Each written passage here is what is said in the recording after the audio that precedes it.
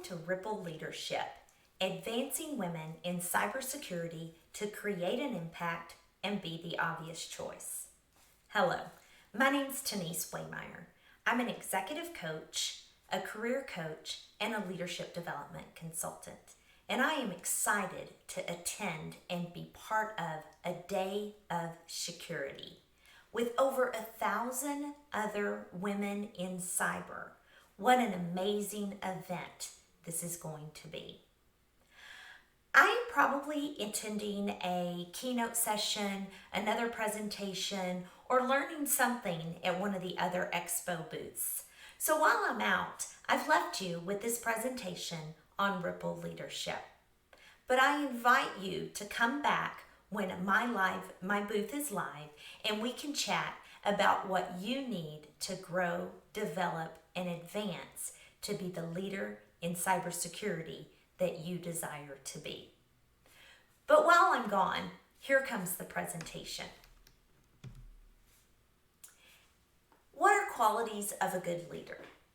Today we're going to talk about both good leaders and bad leaders. Leadership is my favorite topic and my favorite thing to talk about. So when I think about the qualities of a good leader, I think about things like strong emotional intelligence. Strong leaders know and understand how their actions and behaviors affect themselves and affect others. They have humility and transparency, and they like to develop other people and lead a high-performing team so they can deliver results together, and together share in the successes. Good leaders also create psychological safety and a place that people can be themselves and can advance their careers in a place that they enjoy working and enjoy being. So think about this good leader, and then let's flip to the other side and think about the not so good leader. A lot of the opposite of the things that we just talked about. But a not so good leader often drains their employees' energy or the people around them. They are hard to be around. They're difficult to interact and engage with in a productive, positive manner. A lot of times they sabotage efforts of the team or their peers, and it's not always knowingly, it's not intentional, but their behaviors or their blind spots get in their way of them being someone that is easy to work with or for. A lot of times they lead through fear. Now think about this leader. You probably, if you've had a not so good leader, you probably saw this person's face and remembered the name as soon as we started talking about bad leaders. Now, we can learn from both good and bad leaders, the things to do and the things not to do. And we actually have the opportunity to all be great leaders. It just takes some thoughtful and intentional actions and behaviors on what and how we deliver the results and we lead our teams. So the what we deliver a lot of times is very easy to measure. The how we deliver, the impact that we have on others, often isn't as easy to recognize and can be blind spots in our behaviors and the impacts that we create.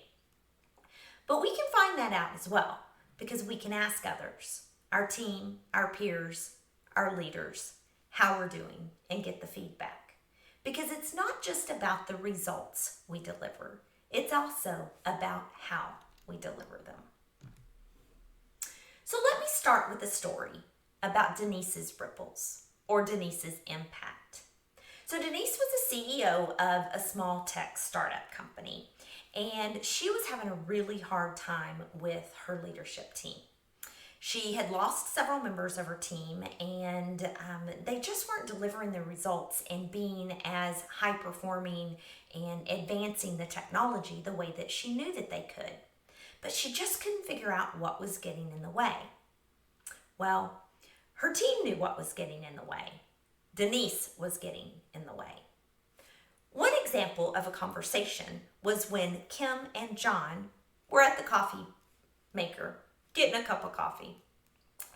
And Kim says, John, did you hear Denise in that meeting today? How could she not share that information with us? We can't do our jobs. John says, I know, it was really bad. I don't know how we can help her understand that she really isn't being helpful by keeping all those details from us. Kim follows up with, I really think I'm done here. I really am tired of being so stressed and so frustrated. I think I'm going to quit. Have you ever been in Kim or John's shoes? It's not a good place to be. It's not a culture or an environment that attracts and retains high performers and engaged employees. So, what is the goal of a leader? What is a goal of most of us on a team? We're looking to deliver high results. We're looking to advance the technology. We're looking to create, the products that we need to in order for our company to be successful. And we want to lead these high-performing teams or be part of these high-performing teams, slay our KPIs, knock our sales goals out of the park. We want to win. Pretty simple. But then we also have all of these obstacles that get in the way.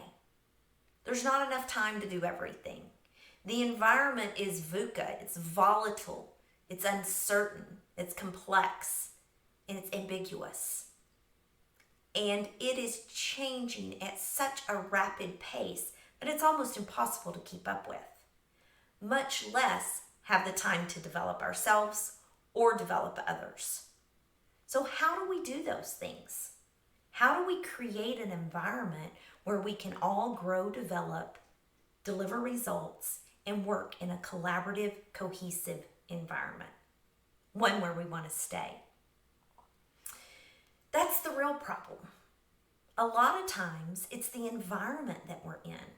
It's the leaders across the organization that are maybe creating such stress and frustration that it's hard to be productive. But what you can do is you can create an impact that is creating an environment where people are more productive. Create an impact where you're delivering results and creating a culture where people want to stay and grow. That's what you can do. You know, I am an ICF certified professional coach, and I have been coaching for over 20 years in different environments of software and security companies. I have worked with thousands of leaders and helped them grow in different stages of their career.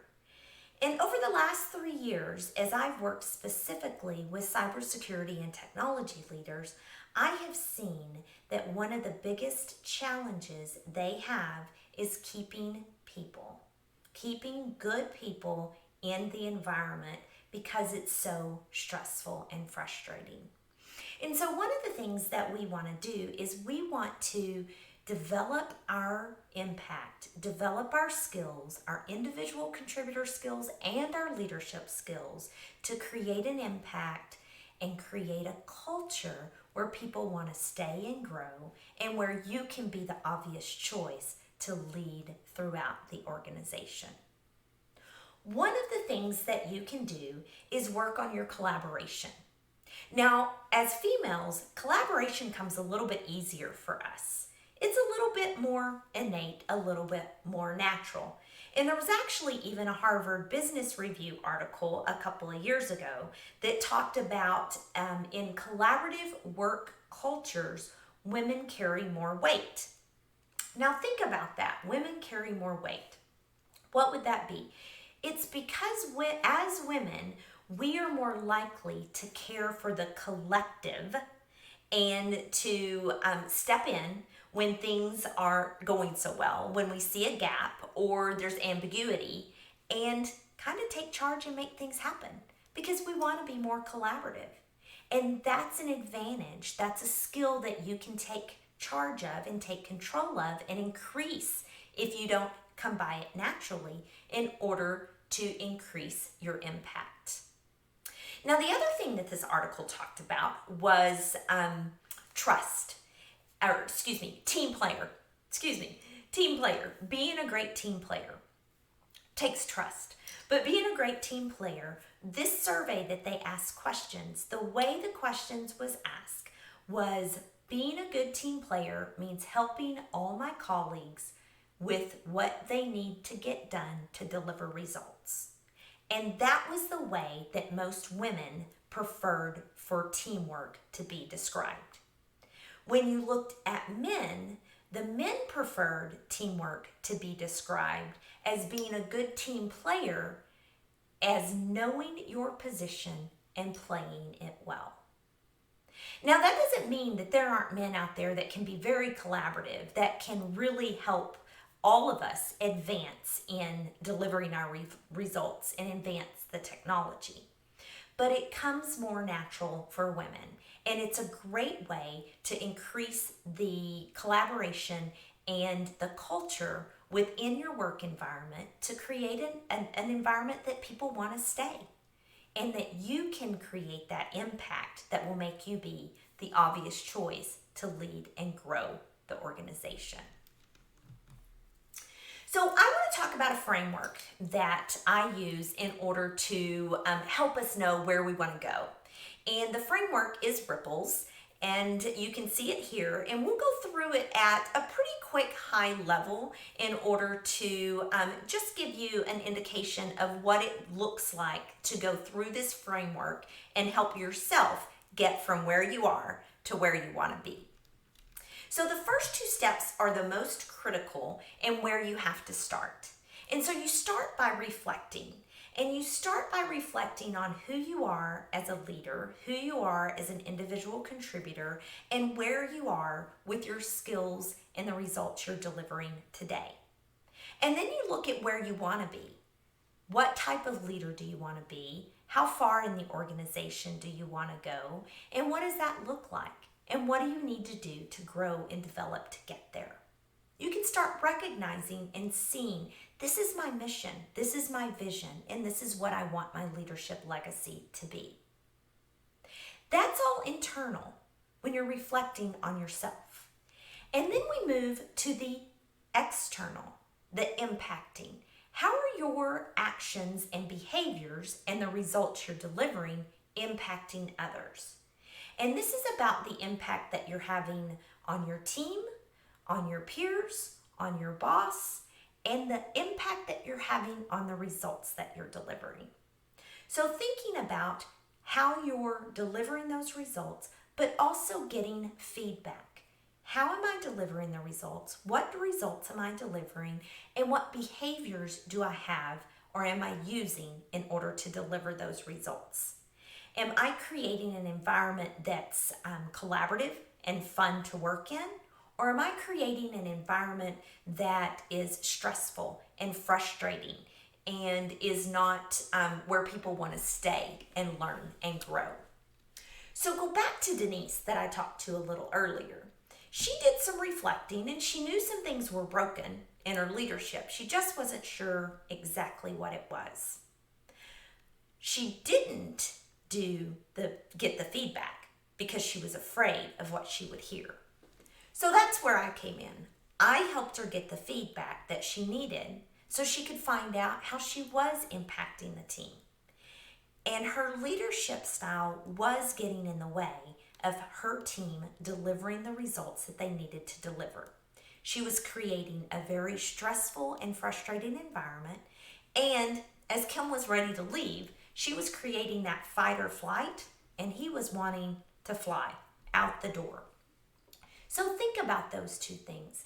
And once you've gathered all of that information, you can start to see key themes and patterns on what your style and behaviors are now and where you want them to be. And that's when you start practicing. You start practicing what success looks like. You start testing your new behaviors, seeing if they work for you. How does it feel for you and how does it feel for others? See what works and what gets results. And what doesn't, maybe you don't change. But what does, you continue persisting through those changes.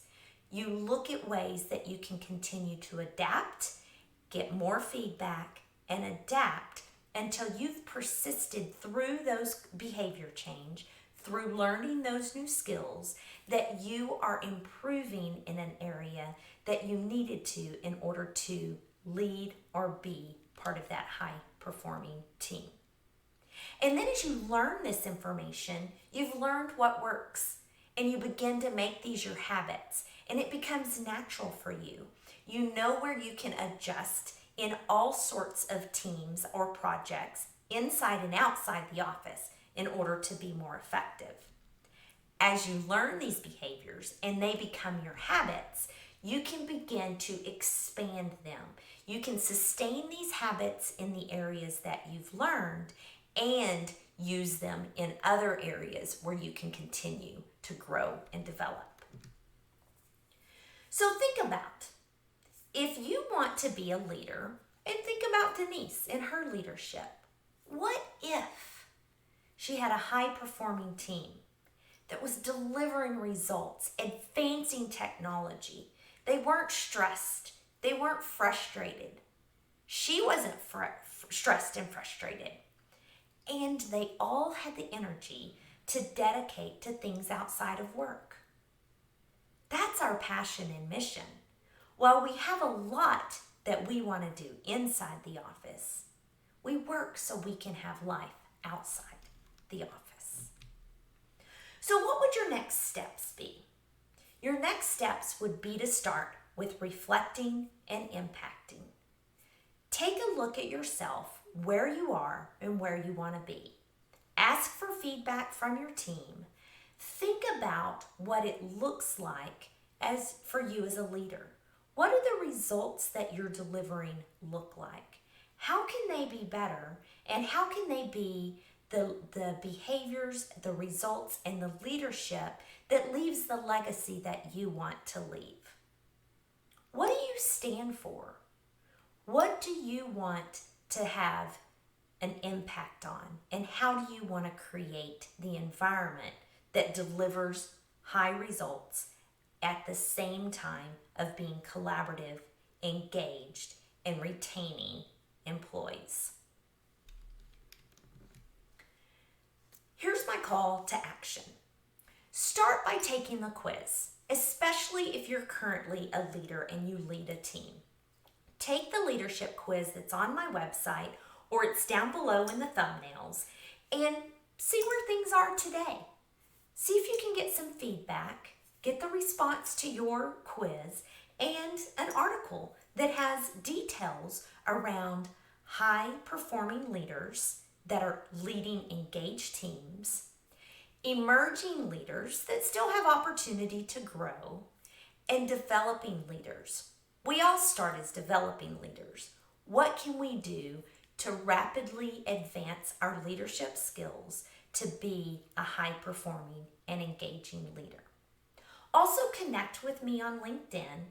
And if you're interested, connect and explore through a free 30-minute consultation about what your goals and aspirations are and how I can help you get there. So before we wrap up, let's talk about Denise one last time.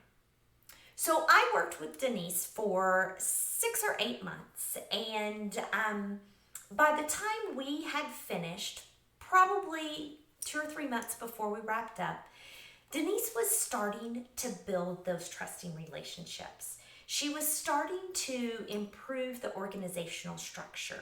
She was having more open dialogue and conversations with her team.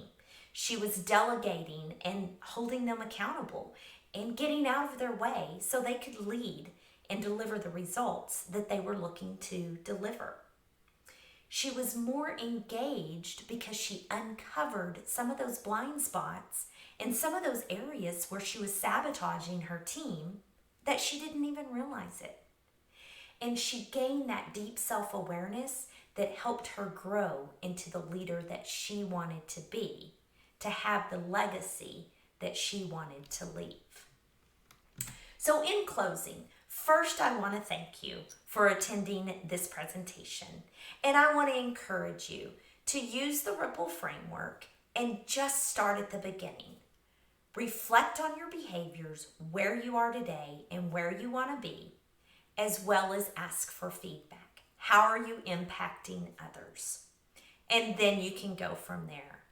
I appreciate your time. I look forward to seeing you in my live session. I will be a spotlight booth from 4:40 p.m. to 4:50 p.m. Pacific time, and I would love for you to come on with me, ask me some questions, and let's talk about how we can advance your career in cybersecurity, how you can create a more productive and positive impact, and how you can be the obvious choice for the roles that you want to be as you move forward in your career. Thanks a lot. Enjoy the sessions.